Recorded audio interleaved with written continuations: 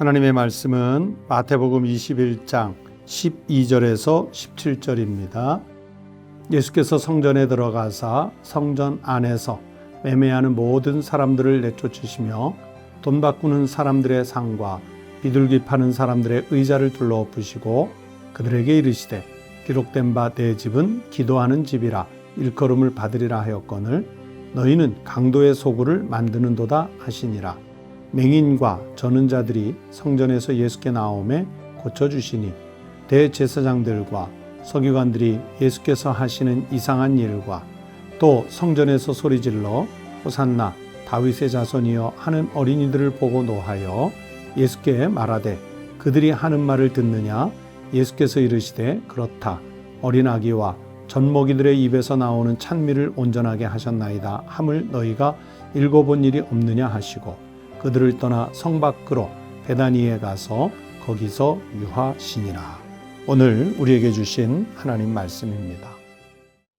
성도 여러분, 지난 한 주간도 하나님 은혜 가운데 평안하게 보내셨는지요? 먼저 우리를 여기까지 지키시고 보호해 주신 하나님의 은혜에 감사하는 우리 믿음의 성도들이 되시기를 바랍니다. 그리고 아울러 오늘 하루도 하나님께서 지켜주시고 특히 내일 주일을 맞아서 하나님 앞에 온 한국교회가 온전히 예배할 수 있는 날이 될 수 있게 해달라고 한 마음으로 꼭 기도해 주시기를 바랍니다. 마태복음 21장은 46절인데 여기에 5개의 이야기가 등장을 합니다. 먼저 첫 번째는 1절부터 11절까지는 예수님께서 예루살렘에 입성하시는 그런 장면이 등장을 하고요. 또 오늘 본문으로 읽은 12절부터 17절은 성전을 정화하시는 그런 사건이 기록되어 있고 또 세 번째는 18절부터 22절까지 예수님께서 무화과 나무를 마르게 하시는 그런 말씀입니다. 그리고 네 번째 23절부터 32절까지는 예수님이 그 행하시는 권위에 대해서 바리새인들과 대제사장들 이 사람들하고 논쟁을 벌이는 그런 내용의 말씀입니다. 그리고 마지막에는 33절부터 46절까지 포도원 농부의 비유를 가지고 예수님 자신이 메시아가 되시는 그런 내용을 주시는 말씀으로 구성되어 있습니다. 조금 전에 말씀드렸던 대로 오늘은 두 번째 12절부터 17절 성전을 정화하신 사건의 말씀을 읽었고 이 아침에 이 말씀을 가지고 우리가 하나님의 말씀을 생각해 보려고 합니다.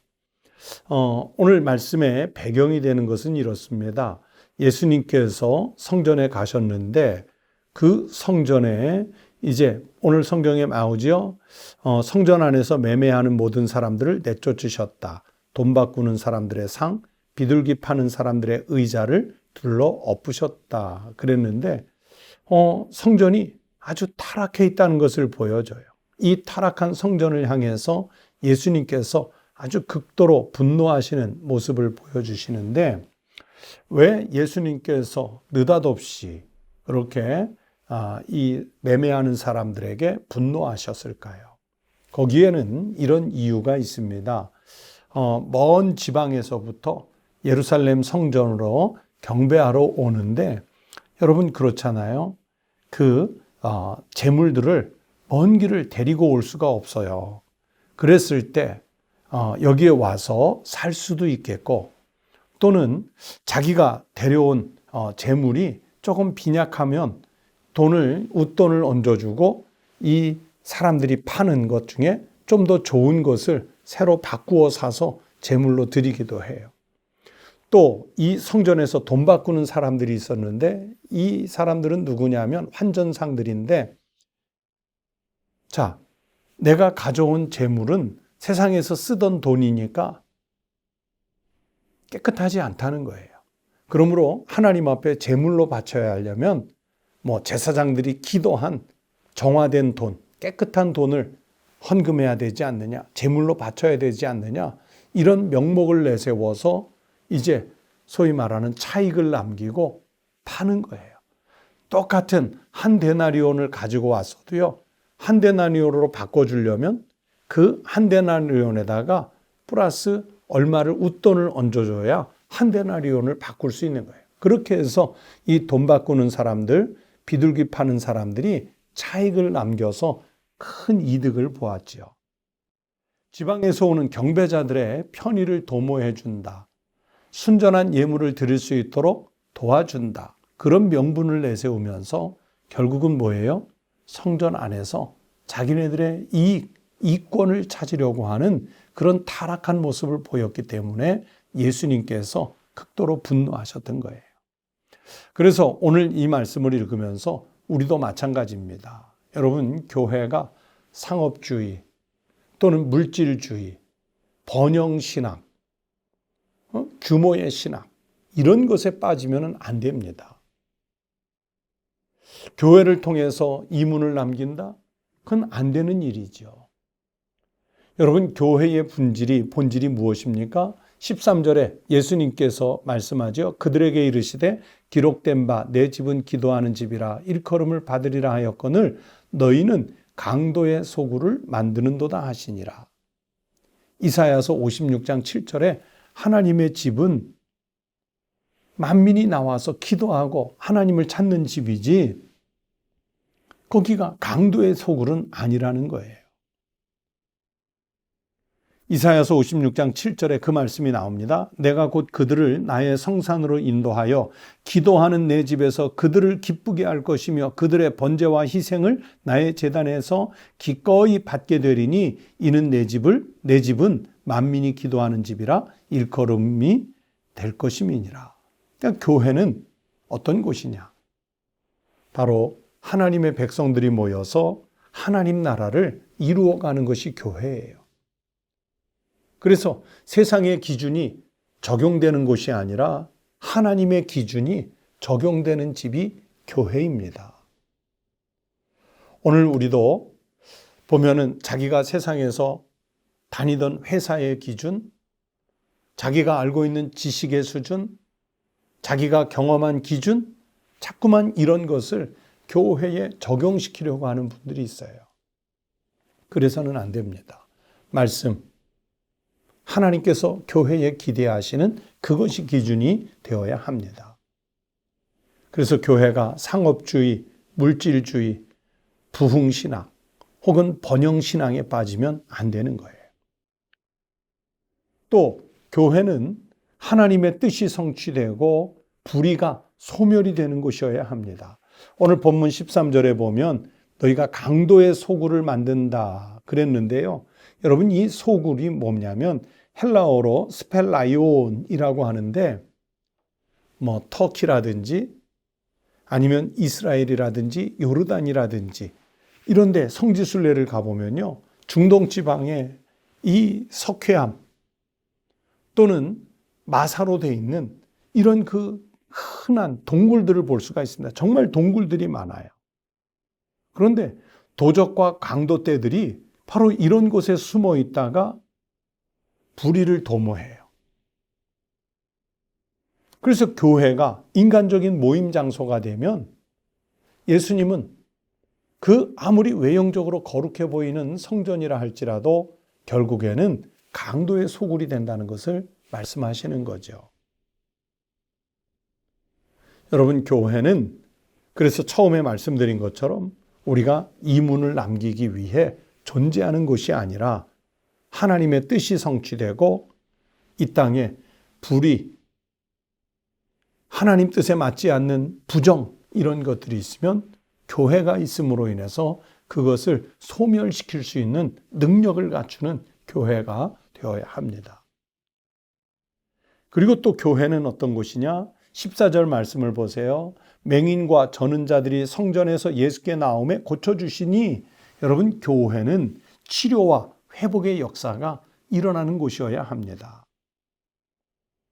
육체적인 장애를 가지신 분들이 또는 사회적인 약자인 분들이 더 크게는 영적 질환이 있는 분들이 하나님 앞에 왔을 때 교회를 통해 그곳에서 치유되는 역사가 일어날 수 있어야 돼요. 교회는 바로 그런 능력을 갖추는 곳이어야 합니다. 그리고 그리스도인은 바로 그런 일에 쓰임을 받을 수 있어야 합니다.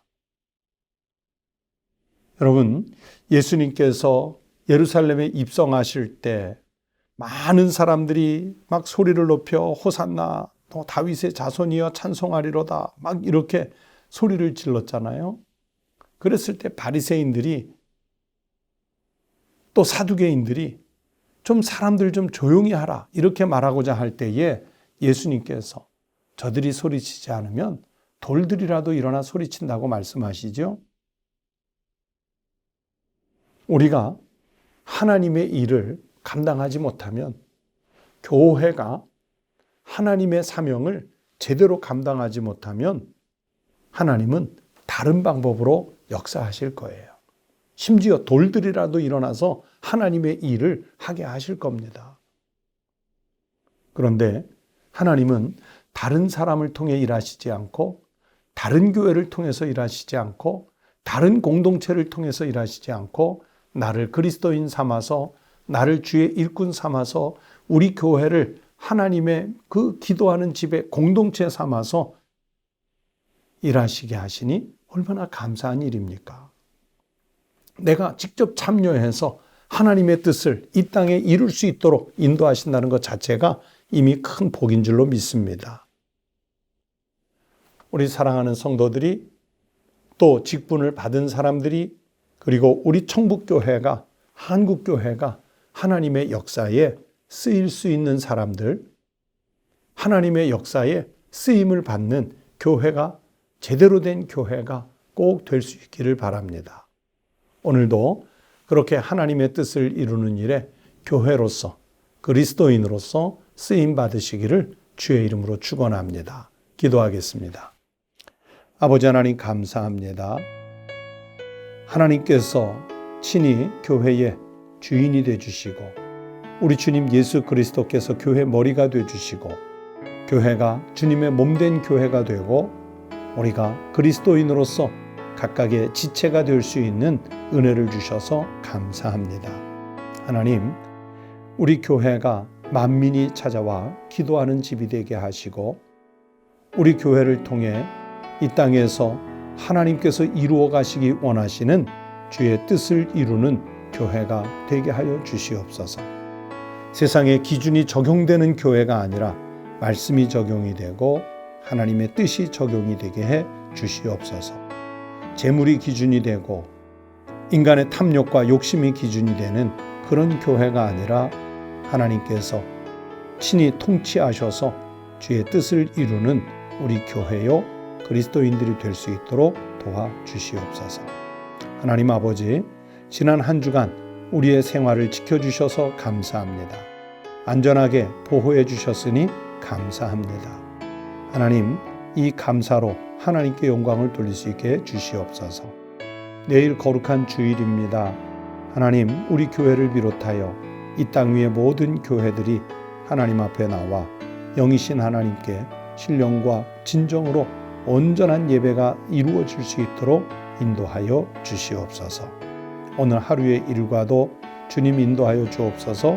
예수님 이름으로 기도드리옵나이다. 아멘.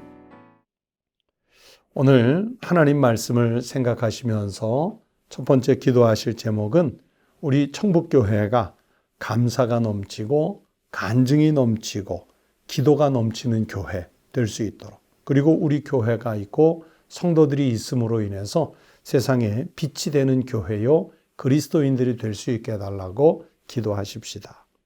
그리고 두 번째는 이제 12월 중순으로 접어드는데요, 한 해를 잘 마무리하고 이제 또 하나님께서 새해를 주시면 새로운 비전으로 새해를 맞을 수 있게 해달라고 미리 지금부터 기도하십시다. 그리고 세 번째는 내일 주일을 맞게 되는데 모든 교회들마다 정말 이 어려운 때지만 전염병을 이겨내고 주일 예배가 온전하게 드려질 수 있도록 기도해 주시기 바랍니다. 다 함께 기도드리겠습니다.